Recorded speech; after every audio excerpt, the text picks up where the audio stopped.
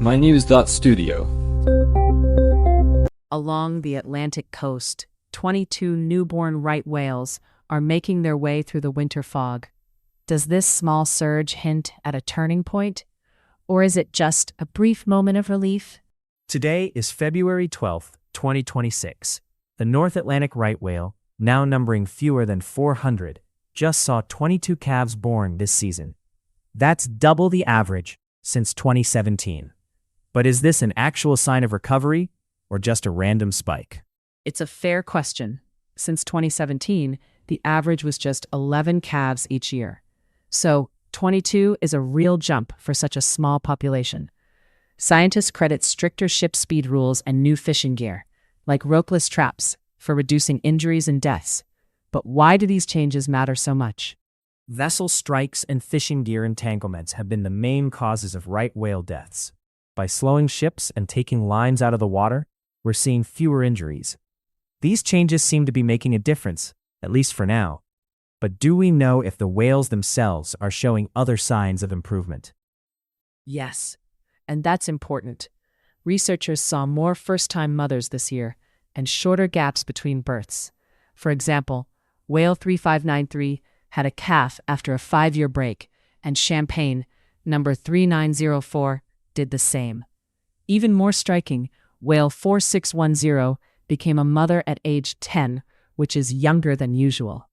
So, does that mean their environment's getting better? Less stress from humans, maybe? That's likely. If whales aren't busy healing from injuries or constantly avoiding ships and nets, they can put more energy into reproduction. But is this uptick enough to actually reverse their population decline? Unfortunately, no.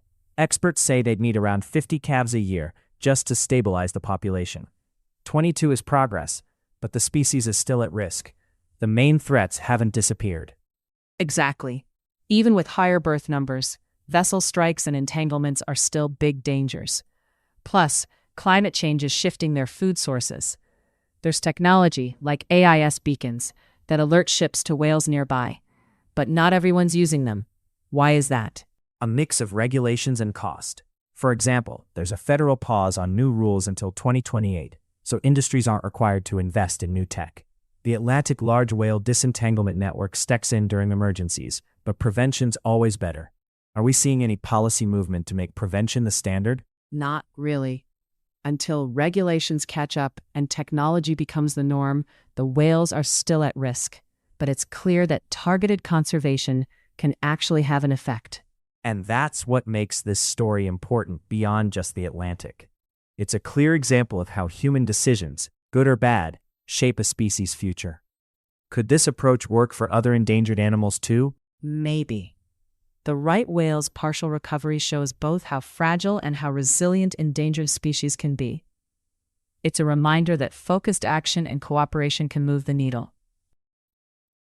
The story of these 22 calves is a rare, hopeful moment, but also a warning.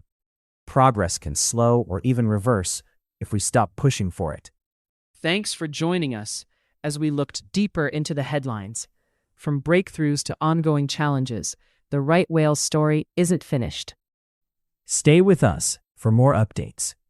Thanks for listening. This episode was brought to you by mynews.studio. Try it now for free.